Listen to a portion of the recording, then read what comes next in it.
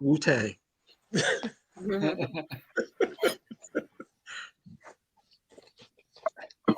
Well, I have really loved this symposium because I've gotten to see that you really are real people, and that's really good. I would like to introduce Sumaira to all of you, who is a high school student, um, and she's one of the authors of the book that you saw yesterday. And um, obviously, she's related to someone you know. Yes. Um, her mother is Walkyria. uh, um, but welcome, Sumaira. One of the things that I would like to do is um, let you know that I really, really, really want to come in person to your organizations sometime beginning in October to do at least a 4-hour grant writing workshop in English, and if you desire, a 4-hour grant writing workshop in Spanish.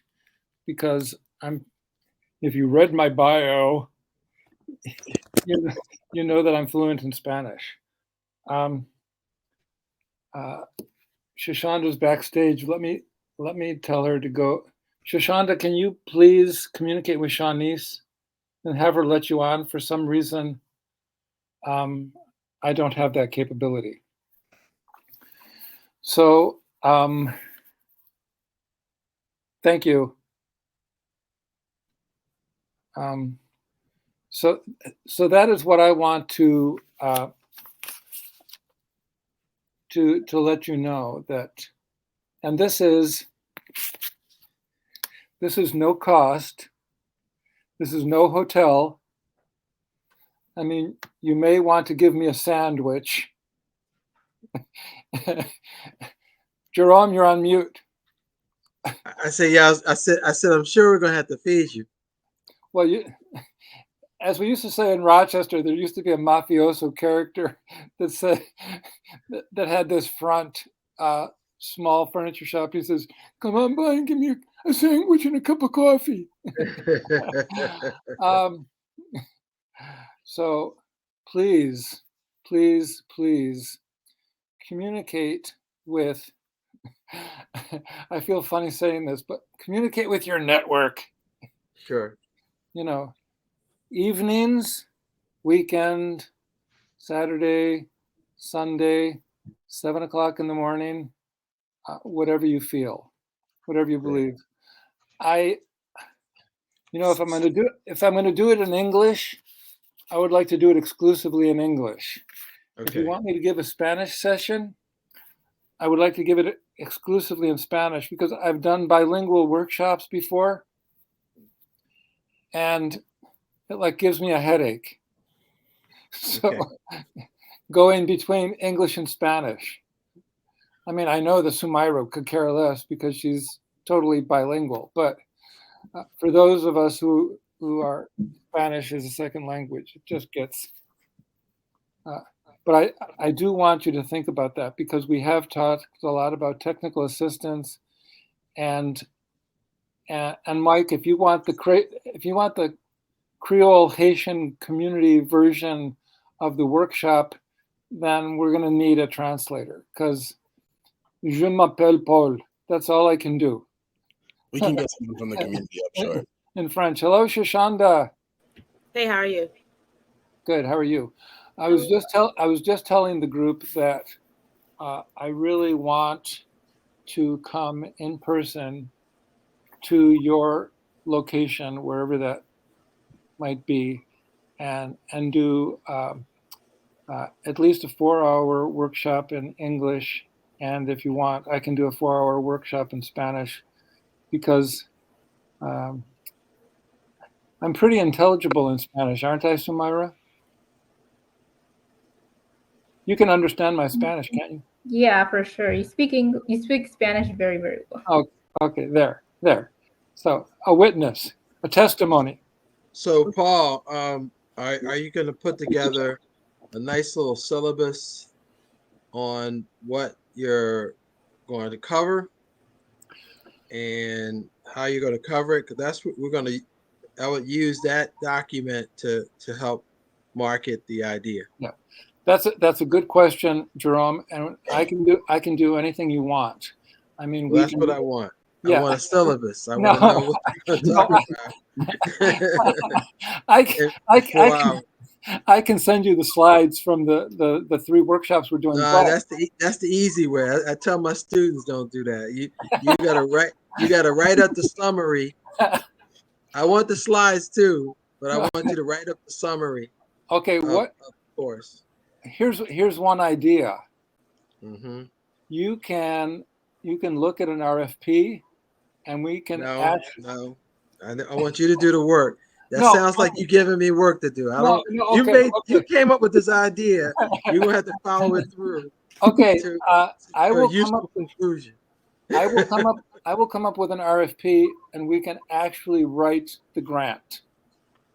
Right, but that's the outcome. I'm talking about the process. Okay. Like what's going to be discussed in the process. Because honestly, and this is a good part of the conversation, is that we're getting people contacting us now about services. Yeah. And naturally, we don't know what the scope of our services are.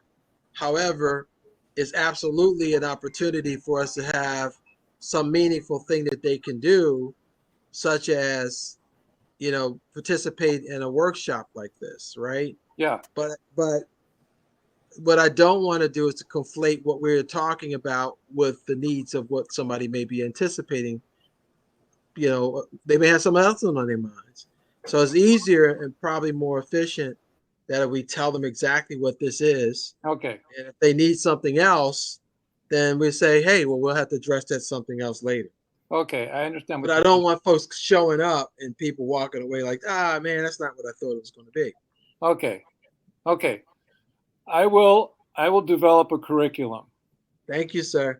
I know it may be challenging, but that this is something that's important for us to talk about. You know, when we talk about being hubs, what we're really saying is that we're in a community. We're with neighbors and friends and colleagues. We have to live with our colleagues, neighbors, and friends. Yeah. So how we treat them is real important. Yeah. What we promise them is real important, because you can go away. I'm still stuck here. And so I can't, they'll be at my door every day, like reminding me that I've sold them something that they didn't want. I hear you, and I will comply. Thank you, sir. That's all. I knew we could get there. I had to just nudge you a little bit, Paul. Yeah. But I'm going to send you the slides also. Yeah, no, I appreciate that.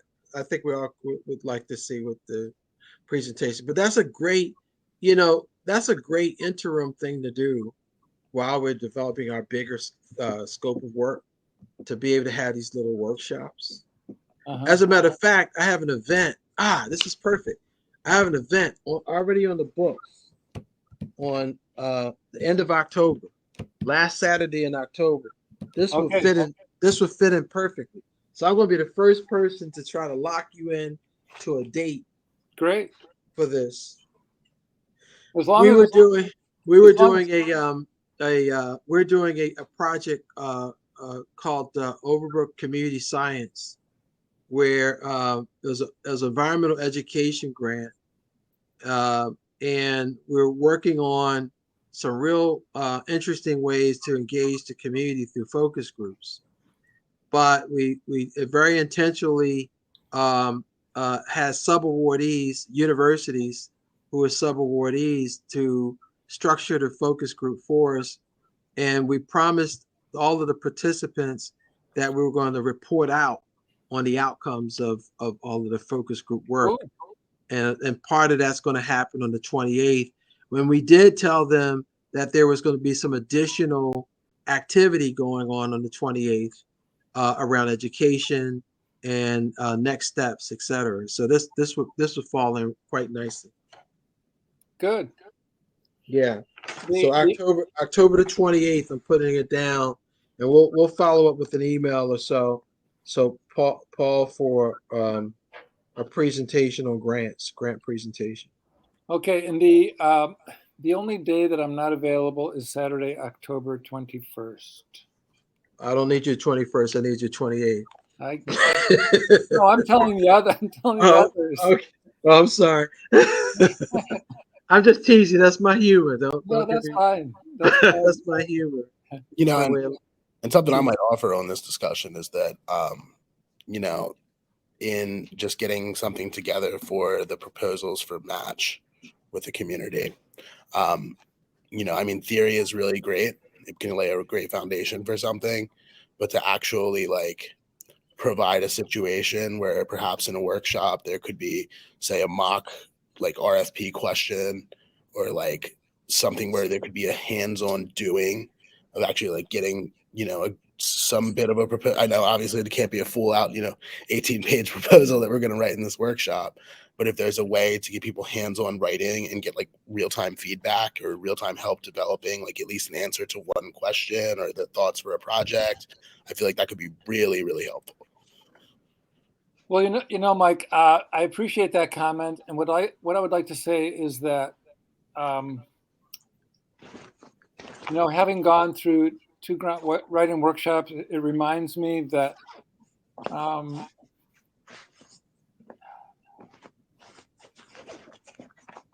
riding a bike is different than being told how to ride a bike. Mm-hmm. You know, and so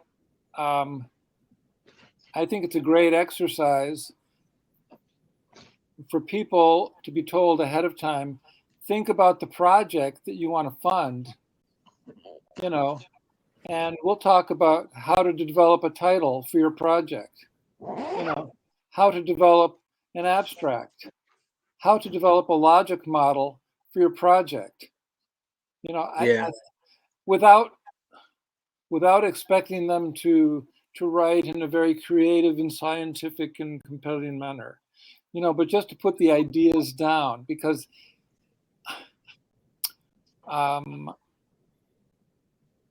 the ideas are what is difficult. It's not making sentences out of the ideas. I mean, if you put down the ideas, I can write it. If you don't put the ideas down, I can't write it. I mean, the way I write is I put ideas down and then I think, well, how am I going to write it? So I think it's great to actually develop an outline of a grant for people, you know, and then they see, wow, you know, we can do it, you know. Yeah. Because you don't need a PhD, you don't need a master's degree in health, you don't need to be a Pulitzer Prize writing author to put together a proposal. I mean, it's like you just need to know what needs to go in what section and put it there. And yeah, I mean, I think the best grant development workshop is doing that. Like, so Paul, are in your coursework, do you go through a section that discusses the preparation for eligibility to apply, like, you know, how to register for grants.gov, what does it take to have an EIN number? yeah, What does it take to have a unique identifier number? All of those things that are pretty standard for the federal grant submissions. Do you go through those things too? yeah, that was basically the content of our first grant writing workshop. Right. You know, how to get into grants.gov. What to do if you're working under a fiscal sponsor. Right. Registering for your system award management, SAM. Getting a UEI. I mean, what you can do before you're even developing the proposal. Yeah. No, it's great because I can imagine that there's going to be people at different stages of development. Yeah. Mm-hmm. No, and I've told people already, who've attended the workshops, by the time the symposium is over, you all should have registered in grants.gov and SAM. Right. Mm-hmm. And if you need help, I'll give you Mike Payon's email address. He'll help you. I will reply with Paul's email address. Because this is a peer-to-peer mentoring workshop. No, who did you help, Mike? A community in with Seaford. It was a project for Seaford. Yeah. And so they'd never written a grant proposal before, the folks that we worked with. So it was, starting from a lot of hand holding involved there, but it was helpful nonetheless. I mean, they learned a lot from it. You did it a second time. I mean, that was the same way I had to do it the first time, right? It was blood, sweat, and tears with Jacoby, until 4 a.m, and then he came in last minute and did some, savior stuff to try to fix what was not, what wasn't in shape for submission. But that's what gave us the confidence to be able to apply for things on our own later. What's weird though, Mike? It's like getting no is heartbreaking, right? But in a strange kind of way, it's great to get the no on the front end. Then once you get it, you're like real excited. It's like I finally broke through. But I don't know what it's like to have gotten it the first time out. You don't really, I don't know if that gives you a false sense of confidence, That's so that's true. That's true. I mean, and I think, a federal application being much different than a small application from some foundation. Yeah, that's true. We had done that for years prior to doing federal, right, for the first time. And federal was like, we had a fake sense of confidence from being successful with national grants. And then we see these federal grants with 50-page RFPs and guidelines, and we were like, oh, goodness, how are we going to, get through that? Yeah. I have a question though for our colleagues here. Samira, did I pronounce your name right? Sumaira. Sumaira. Can you talk a little bit about the inspiration for your book? I did borrow a copy from Paul. And they stole it back. They stole it back to Rome. And then I looked at my bag and it was gone. They stole it back. What was the inspiration? Because I had some kids, some young folks here do a comic book on lead, and we fashioned actually the characters. They actually looked like the kids. Their faces, they were superheroes, but their faces looked like the young people who actually created the characters. What inspired you and your team to come up with this book? A little bit about the inspiration. In the program, we were already learning about environmental justice and climate change and topics related to environmental health. But during around like the third week of us doing the program, we decided that we were going to start writing a book. And at first, we didn't know what it was going to be about and like what was going to be like the main character and all of that. But in the end, we decided to go with littering, and storm drainage, because that's something that, a lot of people can relate to. I know a lot of people who don't know a lot about the environment, environmental health. there are a lot of people, you know, who do littering, you know, and things like that. Right. And I think it's something that everyone could really relate to, Sure. as well as due to, you know, the consequences of them littering, you know, maybe their events would get canceled or something they were really looking forward to would get canceled because of that. And so that's why we picked that, because it would be very relatable for young children as well as, you know, adults as well. Are you thinking about doing a whole series of these kind of books? Yeah, it's definitely in the works. Like, we've talked about it, and all of the kids in the program, you know, they really agreed to it and they were really excited for it.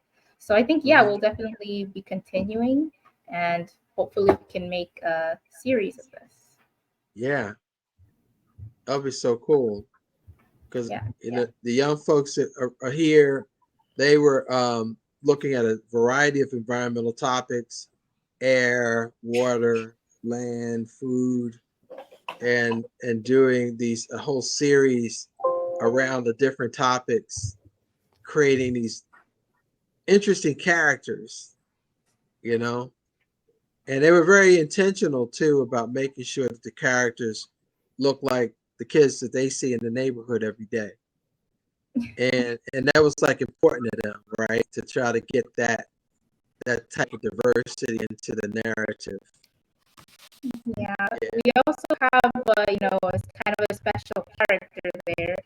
His name is, you know, Mr. Wilson. Yeah, we saw you made him a little chubby. I don't know if Dr. Wilson took offense to it or not. Yeah, the story behind it is actually really funny, because we had originally designed Mr. Wilson to be called Mr. Smith. And so not only did he also kind of look like, you know, my father, his last name is Mr. Smith, as well as he looks a lot like Mr. Smith. So we were like, this is probably just a copy and paste of my dad.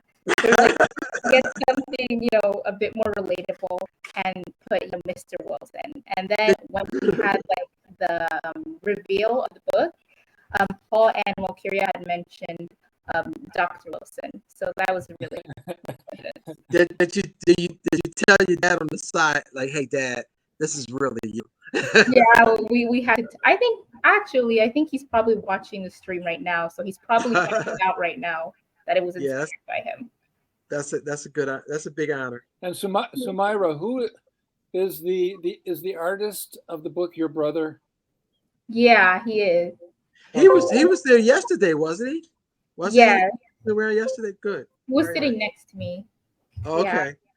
Very He's really nice. interested, you know, in art and drawing, things like that. Well, Very I think that you all, Sumaira, should get in contact with Jerome's group, and maybe you can do something mutually. Yeah, I mean, you know, what I find interesting, we have a whole program here at Overbrook called Visual Literacy Program. It's a visual literacy program.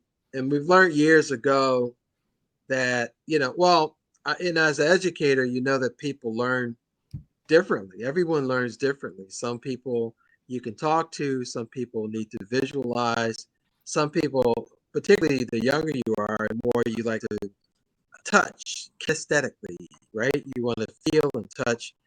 But more importantly, if you can visualize something and also have some narrative associated with it, it's a very complimentary way to you know, form ideas. So you know, it's a very important strategy for us to reach particularly young audiences. So we started out originally with a coloring book, and the idea was that would engage an adult with a young person, right? So the young person plus adult, because that's how you know, do color books. It's usually like adult facilitates it. They may throw the crayons out and leave you with it, but they are involved in stuff. Insectic toxins and litter. We do litter also, and it was like, oh, okay, well, you know, they'll have to read it at some point too. So it was like a subversive way of getting information to the parent, you know, under the guise of it being a coloring book. But then what happened when we started putting out the idea of a coloring book, this is a free like intel. Then the coloring book people started coming to us and like, well, here's what a coloring book's supposed to be like, right? We weren't authentic enough. And we had superhero characters, and they were like, if you don't establish the colors of your characters, then the kids don't know what colors to replicate. It took years for people to know that like Spider-Man was red and black. So you assume that when you start out that they'll know the colors, but you have to like inundate them with the colors. So we said, okay, let's not do the coloring book first. Let's make sure we push the book so you know what colors the uniforms of the characters are. Then by the time you go with the character coloring book, you already have established the colors. That's just a little something that the professionals sort of beat us up about. They kind of undecided. Yeah, for our book, like it's also kind of a coloring book. Oh, really? You can also use it Nice. normally, like read it as a book. But we wanted to. We at first didn't come up with the issue of having to establish like specific colors Okay. for the character, as like in the process of making the character designing, we had already picked the colors and the color scheme. So what we did is that in the back of the book, you have already a colored version of the character, so you can have a Nice. basis. But you know, the kids still have that freedom to customize it to their will. If they want to give it some different colors, be more creative with it, then they can feel free to do that. Oh, nice. Very nice. And I remember Saladay Rashidi, right? She was earmarked as the new generation. Sorry, I have a lag. Huh? She has a leg. A lag? Yeah. Oh. Can you guys Okay, hear me? I I want- have a lag and my screen just went black. Can you hear me? We can hear you Yes. now. Hear you. I want to hear about your Okay. your work. Yes, it's Asada. Asada. Thank you. So, I am the environmental justice organizer for South Ward Environmental Alliance in Newark, New Jersey, and I came on in 2021. I manage our air quality monitoring project, and the first project I started working on was the Purple Air Monitors, and been working closely with the Siege team, and had some great experiences with some great people, and recently have been working very close with Avec to get the data from the monitors, and he puts together the charts so that we understand what we're looking at, and does the comparison to the EPA if how bad our air quality is. I worked with some other Siege members as well, and pretty much did the Purple Air monitor installations myself. And we have about 10 monitors throughout the South Ward. Not all of them are actively uploading the data to the map because we do have some connectivity issues. However, we do have monitors with SD cards for the most part, and so we're still able to download the data, and we were able to show that data this past April for our annual environmental summit that we have. And we were able to invite the community out and show them what we have been doing with the Purple Air monitors. We also do a truck count every April and August. We go to 5 intersections in the South Ward, and for 3 hours of the day. So 9 a.m. to 10 a.m., 12 p.m. to 1 p.m., and then 4 p.m. to 5 p.m. We're outside counting trucks, and we also bring out the air beam the second version. So those are only compatible with the Androids, unfortunately. But for the most part, we are able to provide everyone with a phone, and we have 2 people per location for the most part. Sometimes it's just one person, and that's a staff member. However, we just are outside counting the trucks at these intersections, and our highest truck count was in August of 2022. We counted over 7,000 trucks in total. So we're outside for 2 days and over 6 hours. And I meant for those 6 hours, but spread between those 2 days, we counted over 7,000 trucks. And it's just really interesting to see how much truck traffic we have because we are the backyard and we have airport as well as several industrial facilities, and we just experiencing all this cumulative impact, cumulative toxins, and we're just breathing all this every day. And the trucks make their wiggle. I grew up with my 2 brothers having asthma, and my second brother had it the worst, so he was always being hospitalized. And just seeing that impact on him and seeing that impact on the community, because our industrial facilities are located near where our senior citizens live. And so not only is it impacting their health, but it's also a safety hazard with them just even trying to cross the street.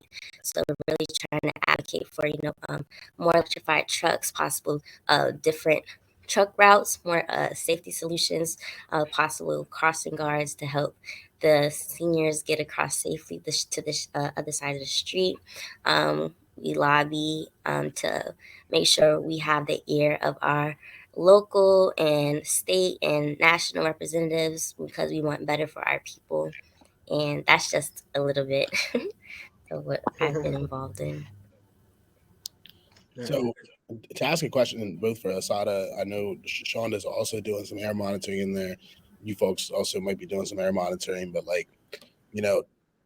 challenges, lessons learned from securing host locations. And I'm sure, I don't know if you probably have to get them on some kind of private property, right? The same way we do. What has been your experience with that, and how have you overcome some of the concerns from folks and been able to successfully find a lot of good sites? Shoshonda? So I partially heard. Okay. No, go ahead. Yeah, that's why she had a lag. That's why I was letting her go. Oh, okay.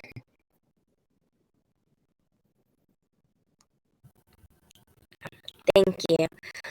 So I partially heard because, like I said, my computer has a lag. For the monitors. Not just pick the spots for the so to share a little insight from what we're doing on the Eastern Shore, which is a little bit different than probably an urban area versus a rural area. So we have certain points of interest that we really will have a monitor around.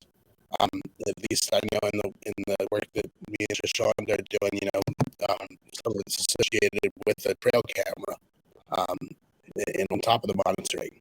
So, getting some folks to accept the responsibility of, having this on their property, has been a challenge in some ways. And I just kind of wanted to hear, other people's experience with this and, how you've overcome some of those concerns from the owners of the properties where you're looking to place the monitors. Hey, Mike, could you talk a little bit more about the trail camera and how you use it? Yeah. So we're doing a study right now with there's minute by minute readings done by an air monitor, whereas we're also comparing that with minute by minute pictures from a trail camera, which is really important because you bring data to a policymaker, you bring data to a legislator, and you hear, well, how do you know that this is caused by X or Y? This could be anything, right? The trail camera is your way to say, no, every time we see this activity, we see problems on the monitor. And so we statistically associate that every time this is happening, it's causing an issue for our air pollution. And so we need to control this activity. Right. Okay. Good. Makes sense. Because that was sort of tying into a question I was going to ask. Is that when you were doing your traffic counts, were you seeing an equivalent spike in like PM2 on the air monitors? Was like, were you seeing a correlation in higher traffic volumes and the higher particulate matter readings on the monitors? I'm sorry. Do you mind repeating your question? I had somebody talking to me on the side here. Okay. Yeah, and I didn't know if it was for. I was really thinking about side of when I was saying it. Is that she was? I mean, very similar to what you're saying, getting the graphic depiction of the action of and the scientific evaluation of it, correlated, right? So when you see a spike in the particulate matter numbers, you also see a high traffic volume. You see a causation. So you're getting the visualization of the causation. And I was wondering, in that same respect, Assata, whether or not she was seeing the same thing with her work, whether or not the like the traffic counts. Say, for example, you get a peak, 7,000 cars total, but like say if you got a peak volume at 5 o'clock, rush hour, where maybe 1,000 cars at a particular point. If a monitor's at that point, do you see it like spike along with the increased traffic? Does that make sense? She's on delay, right? Yes. Yes. Yes, we are able to see that correlation. And that's why it's helpful when Vivek is putting together the data so that we can see the purple air data, and then we compare it to the times that we're outside counting the trucks. We do see that correlation. We don't have the trail camera that you guys have, Michael.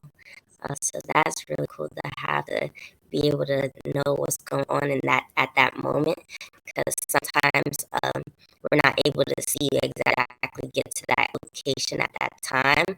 But we do have community partners, and they have been accepting to host monitors, and sometimes they go on the map and they say, oh, our readings are high, can somebody come out and look at this and maybe give us some understanding as to why this is happening, and placing the monitors in certain locations.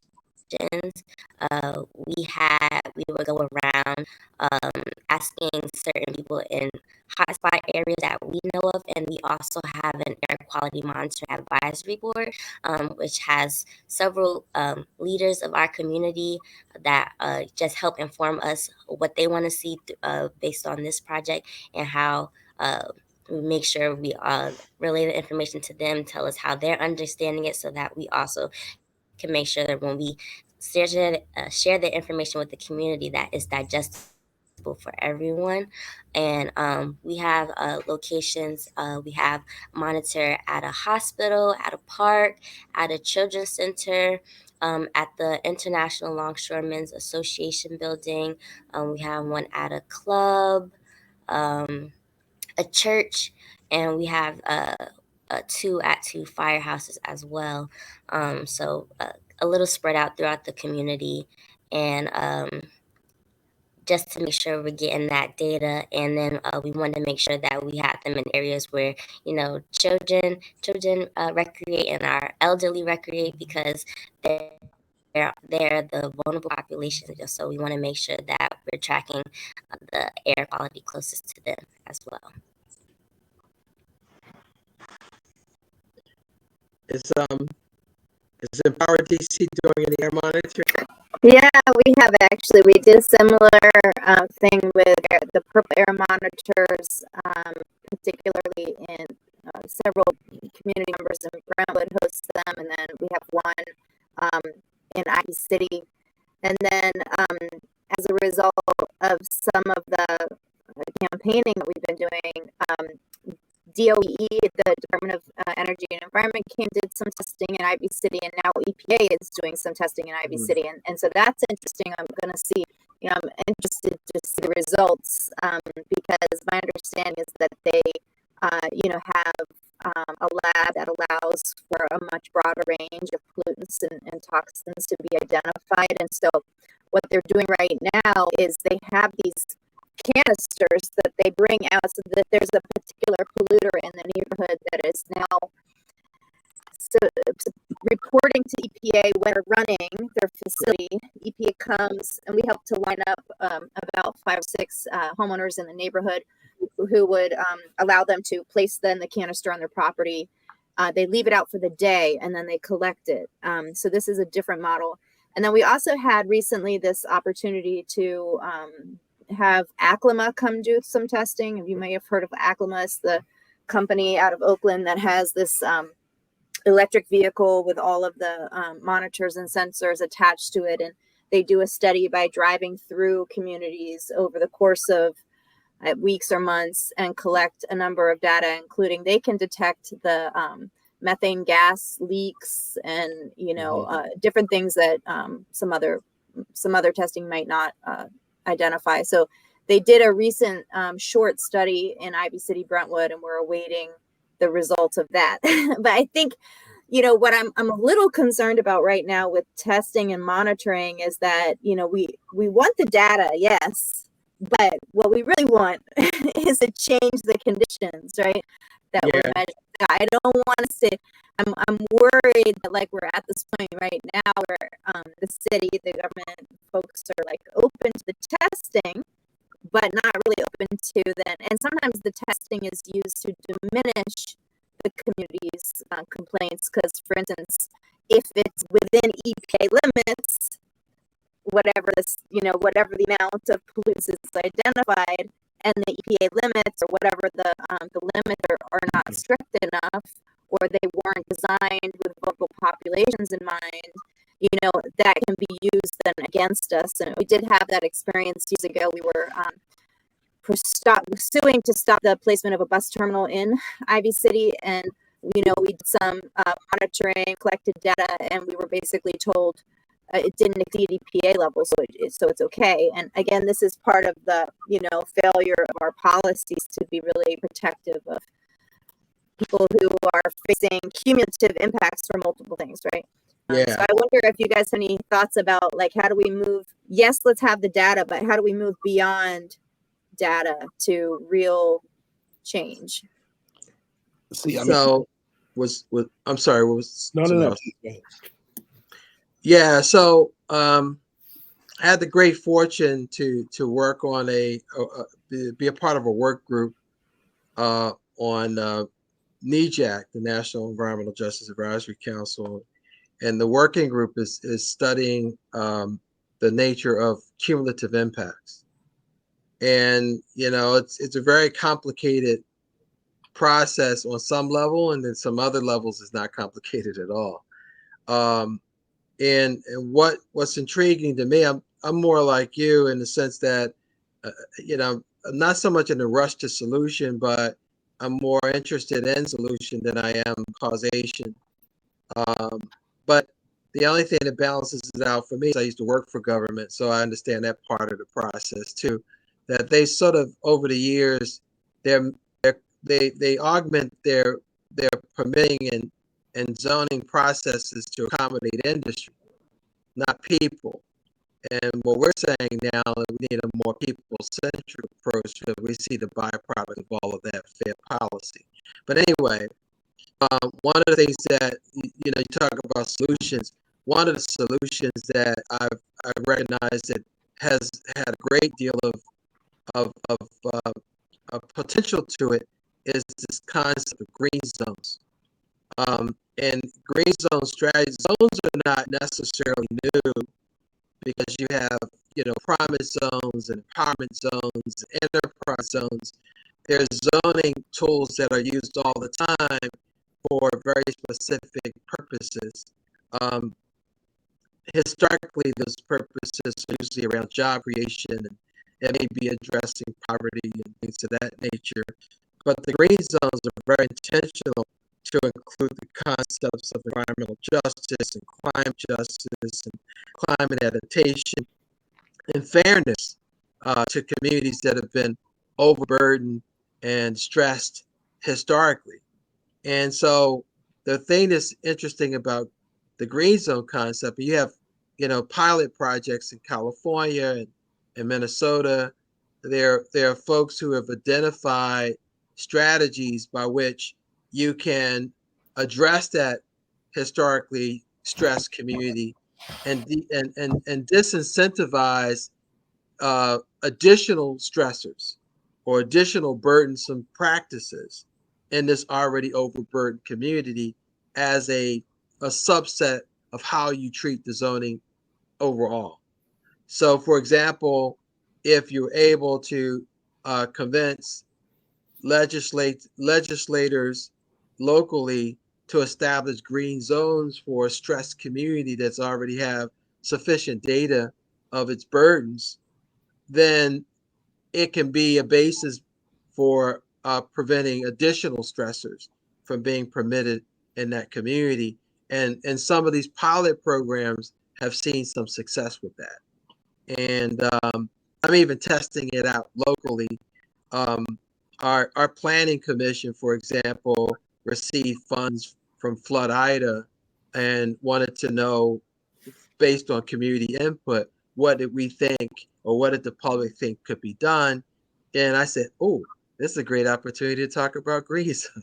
So I said, why don't you establish a green zone so that you would disincentivize burdening that community more, since you've already decided that they've been burdened enough, they've been flooded, right? So what else you want to do to them? And hopefully it gives us a basis of having language that would help to remediate some of those cumulative impacts. And see, the tricky thing about this stuff is, even looking at the ORD definition of cumulative impacts, in the past, they only dealt with what they call chemical and non-chemical stressors. But as community people, we know that the burdens on folks is more than just chemical and non-chemical. It's emotional, it's psychological, it's financial, it's all kinds of stuff stressing our people out. And until you could create a structure by which that conversation can be changed, then folks are going to be doing what they typically have always have done. And what I like doing is creating a whole new paradigm that creates new opportunities for discussion, new opportunities for not repeating the same old nonsense that we've been doing for the last 50 years. So, as a solution, I just think the green zone thing is something that I find pretty intriguing. Yeah, just to mention that we came across something earlier this year where one of our most impacted communities, Brentwood, the city moved forward with putting yet another polluting industrial, bus terminal there. And of course, they didn't follow the laws. They didn't do an environmental impact study. And when we started questioning it, what came up was that the city had an exemption in place for enterprise zones, for economic development zones, that they didn't have to do environmental impact study and economic development zones. And so since then, we have been able to have that exemption removed, but it just is, it's like the exact opposite of what you're saying. And, to be honest, in many of the communities that have been termed economic development zones, we haven't seen much economic development for the community. We've seen a lot of pollution, and it's like been used as a justification, excuse to allow certain things to happen. Doesn't mean that it's translated into jobs or economic improvement for people. So, no, and I think you're absolutely right, and I think the big part of that is that we're reacting to initiatives that other people establish for their own interests, right? So yeah, we're not going to see the elegance in the process because there is no elegance in the process.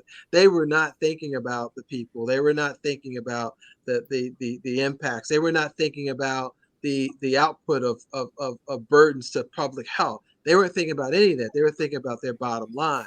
That's the reason why it's so important for us to have an alternative approach when we stop.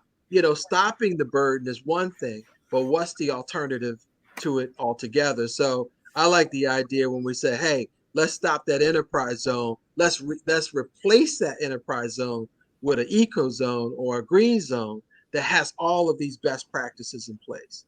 And I think working on what those best practices look like, it almost functions like a community benefit agreement. You know what I mean? Whereas you gotta see, here's the thing that's interesting, at least in my 30 plus years of doing this stuff. Some people are evil and some people are just stupid.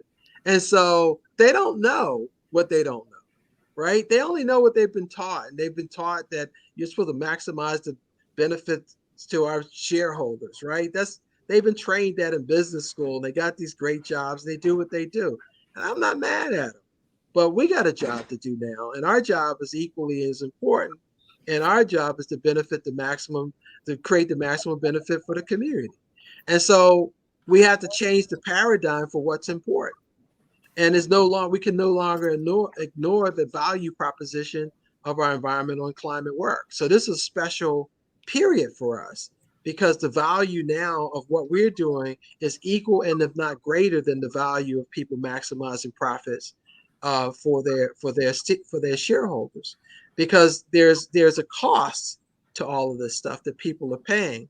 And when you start weighing and identifying what that cost looks like, it's nowhere in the world that the cost of some enterprise creating a few jobs so that people can claim that was the best use of that land or the best use of that public resource is no longer going to wash, right? Because when you measure it against the burdens, and it's our job, because I don't think they have necessarily the interest and or the resource to be able to do this. That's what we're doing. We're creating the data. We're creating the structure. We're creating the basis by which we can make those constructive changes. Because, in theory of business, everything has a point of diminishing return, and they've reached it already.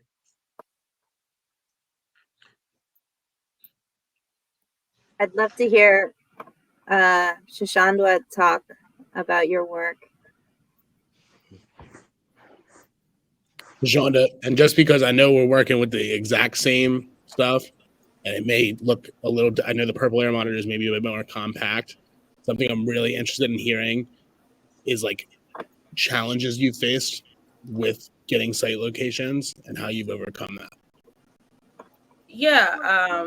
So without air monitors, we are hosting a lot of them at residents' homes who are super excited, residents that we've been with for a long time, who's been asking the questions around like, what is this doing to our health? What is it doing to our air?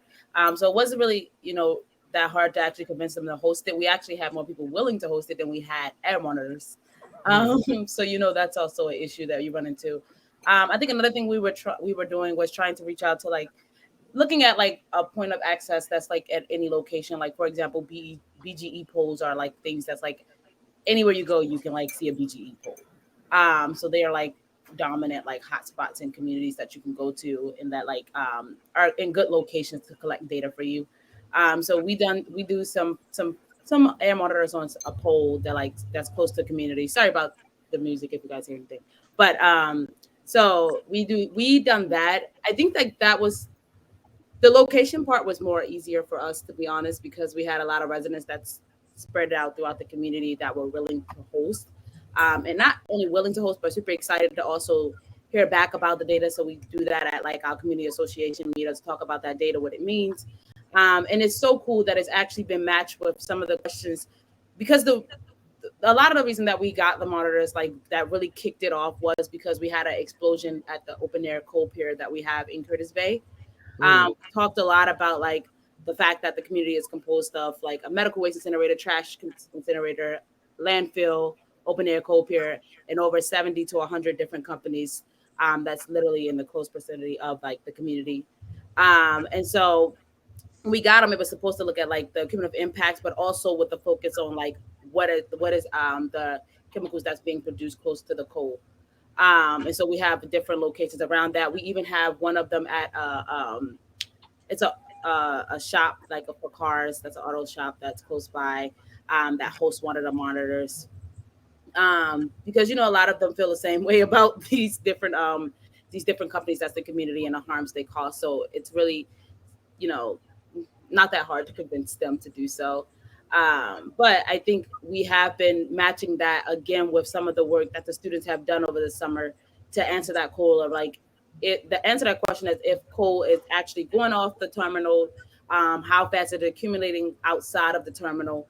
And then also they're doing some tape scripts within people's homes and then putting those in petri dish to send back to a lab that's looking at it to see if coal is on that script.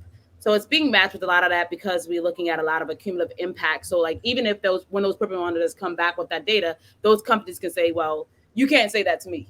You can't say that's only me, right? Because like it's so many of us here, you can't pinpoint that to me.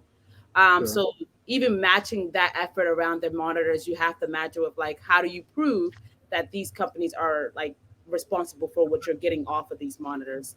And we're doing some pictures too.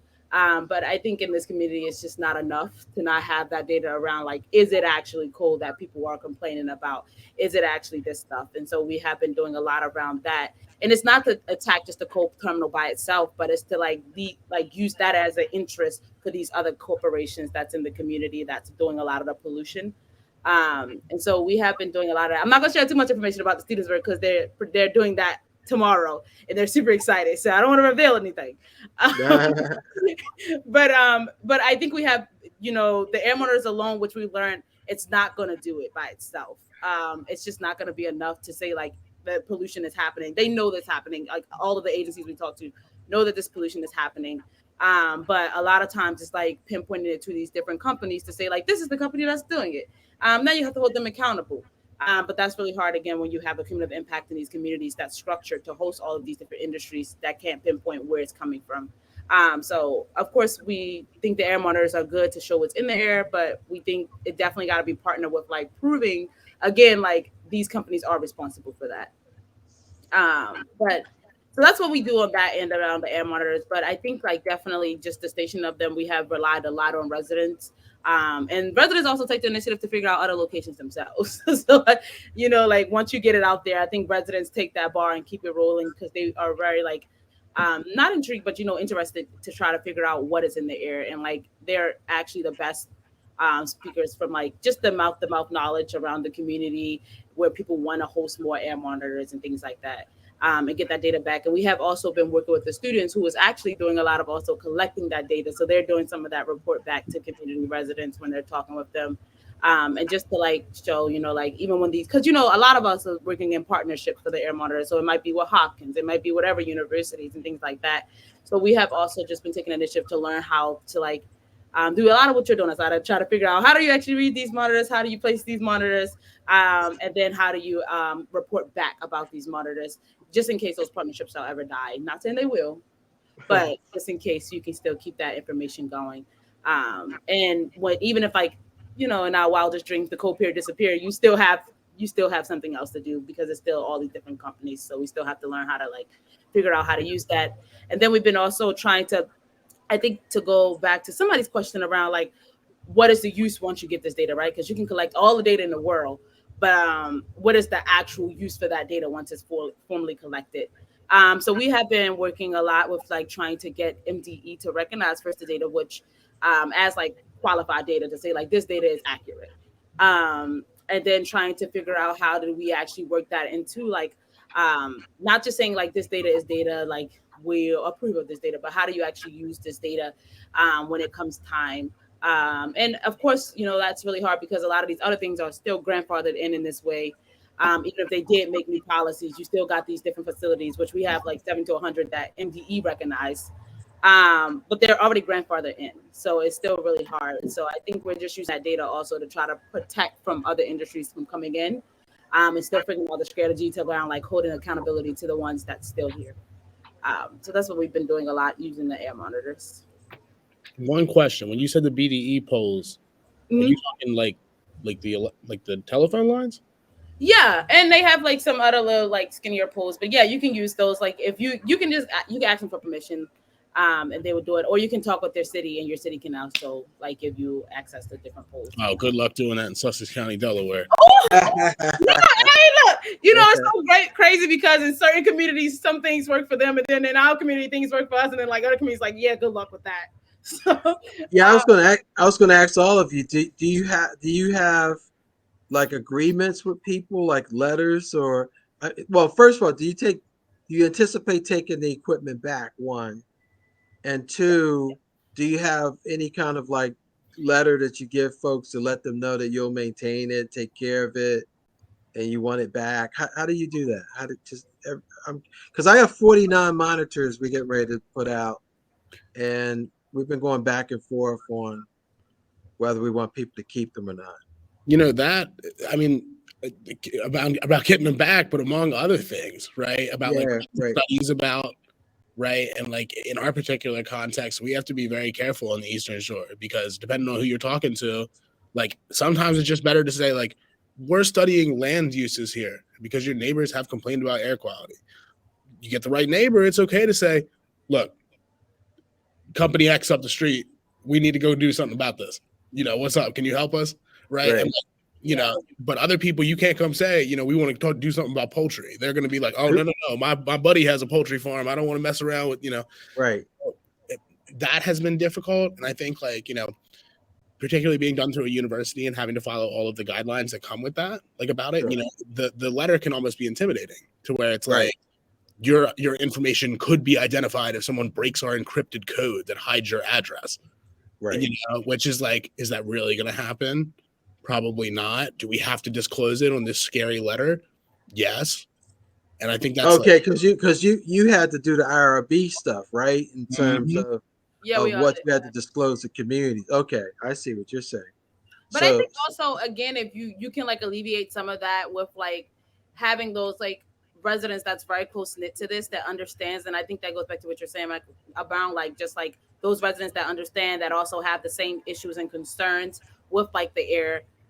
They're willing to actually host them. Like they want to because they want to get that data back. And I think even that different language that you have to have from like these universities, you have to have that space to break it down to them and explain to them. And I think just that level of trust in communities. I think that's why trust is so important when working with people, because when those residents see you all the time, when you're in the community, like they trust your word. You know what I'm saying? And I think also just by example, having just different like we have one also at our high school, right? So like it just seems like and those high schooler students in our class, they get to like go there, they get to check that monitor, figure out what it's doing, what it's saying, and things like that. So it's just become friendly, and they get to talk about that with their parents. And so then you have that other layer of just like that connection to those air monitors that doesn't feel so like frightful, like, oh my God, this is so scary. What does this mean?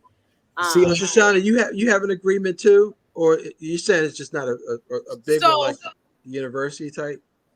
Yeah, I mean, but I think we do a lot of just like explaining to people more so, and then we leave. So we have partners with Hopkins, the same as like I'm pretty sure like we have the same partnerships with Hopkins, and so we also have like a person, like a partner that's from Hopkins that's like a part of the team who's always with us, that does that part. But then you have the team themselves, like the residents, that's able to like quickly come back and just be like, this is what that means, this is what this is, and it just seems more friendlier in that way. And they understand like the notion of what the equipment is for. They understand like how long they're going to have this equipment until whatever the agenda is.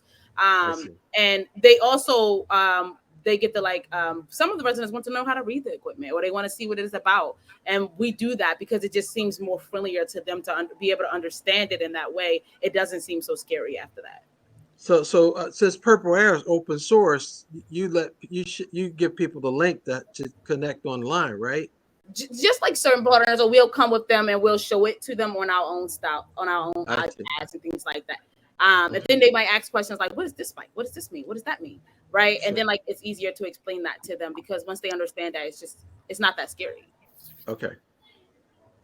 See, there's go ahead. Sorry, Adam. Could I just add something? Vivek might be a good person to communicate with about this, because he has developed MOUs with certain groups for his dissertation. And he might have something to contribute to the conversation. Okay. We're coming to the end of our conversation, and I have an observation that I would like you to think about, and that is that I'm trying to get my, oh, there, I can get my camera back.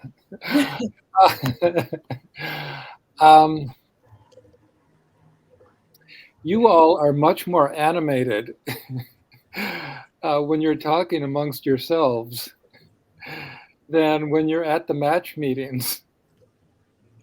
And I would just like to encourage you to,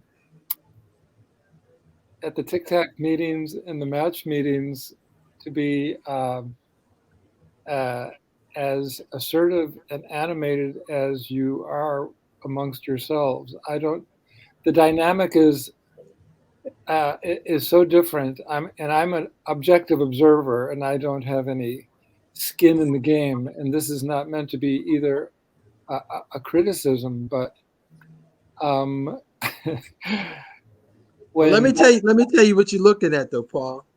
What you're looking at is you're looking at colleagues talking about the stuff that we do. When we're in meetings, we're sort of taking the lead of what you guys are doing structurally, which is a whole lot of something else. But we're just trying to catch up. Right. I'm telling you. Well, we know what we're doing because we're doing it. Yeah. You know, so it's a different dynamic, and you're right. It's not a negative or positive as much as it is. It's a different dynamic. When we do some things very, very well that you guys can't do, and you guys do some things that are better. Well, you do things different than what we do. But I think at the end of the day, you know, you'll find that as the relationship begins to mature, when we actually are doing projects and when we're actually engaging with the community, you'll understand why we were chosen. You know, because that's our expertise in what we do well. Jerome, all I can say is I am in awe of all of you. Really. Mm-hmm. I am in awe of what you do day in and day out. Mm-hmm. And that's undisputable. And this symposium has only strengthened that feeling and thought. And that's why I began this meeting by telling you, please schedule me to come out. And I know that I need to give you my curriculum, and I'll do that. But I'll do that very soon. But right. What I'm saying is when Dr. Wilson and Dr. Hollis are talking about what you need to do on the Tic Tac and the match, and you don't say anything, or you say very little, I'm thinking, what is going on here? If someone was telling me what I needed to do in my life, I would definitely make a contribution. So all I'm saying is, Dr. Wilson respects you, obviously, or you wouldn't be there. Right. One of the things that has blown me away is reading the bios of the presenters and the moderators, and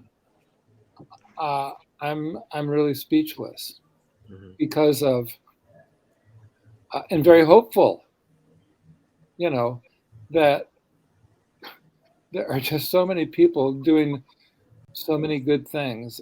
This is an observation. The last thing I want to say is Sumaira has a QR code, I think, with regard to her book to show everyone. Do you have that, Sumaira? I didn't want to end the meeting without responding to some directive that I received. And if you email it, that would be great. Sorry. Could you put a link or something in the chat or the email? Yeah. So I like to buy some of your books. So I'll commit to buy. I'll send it right now. Okay. I have it here. Thank you. And again, congratulations.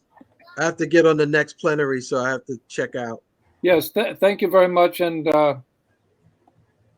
really, I look forward to working with you on your home turf very, very soon. And I also congratulations to your book. And I'm so proud of like just the youth of this generation. You guys are doing some awesome work, man. Beautiful. I double that. Congratulations. Yeah, I want to come visit your city and see what you're doing in person. So my last suggestion is that I really believe that all of you who are working with young environmental justice people, you should get together like this periodically, bi-monthly, quarterly, bi-yearly. Something. I think that all of your young people would benefit from getting to know one another. Yeah. Oh, absolutely. I definitely agree. I think we haven't done a book. Y'all did y'all. But we have some lab research and things like that they learning. So I think they can share that. So I think that's pretty dope. Yeah. No, but share what they're doing. Your group has done research, and I'm looking forward to the tour of Ivy City more than I am to the presentation of the Tic Tac when I go to Trinity Church. Yeah, good. I hope many of you will be there. Yeah, we're going to try to get there to Trinity on the 26th. Oh, great. Wonderful. I got to go, folks. Yeah, Thank you. me too. Bye-bye. Thanks, everybody. Can you send out that QR code, Sumaira? Yeah, I'm sending it actually right now. I've sent it. Right. It's all there, dile que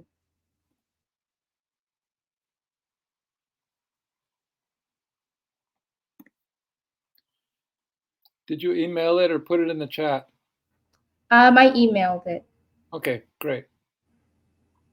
you didn't Did put you it in. email it to me or all the participants?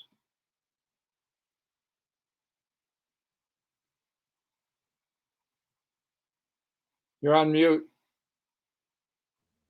Oh yeah, sorry. I was just talking with Walkiria here. Oh, did you? Hello, Walkiria. Did you? Hello. Did you email it to me or to all the participants, Sumaira? I emailed it directly to you because I don't think I got the emails of everybody. Okay, I'll forward it then. Okay, thank you. Great. Well, thank you. Am I gonna see you tomorrow? Yeah, for sure.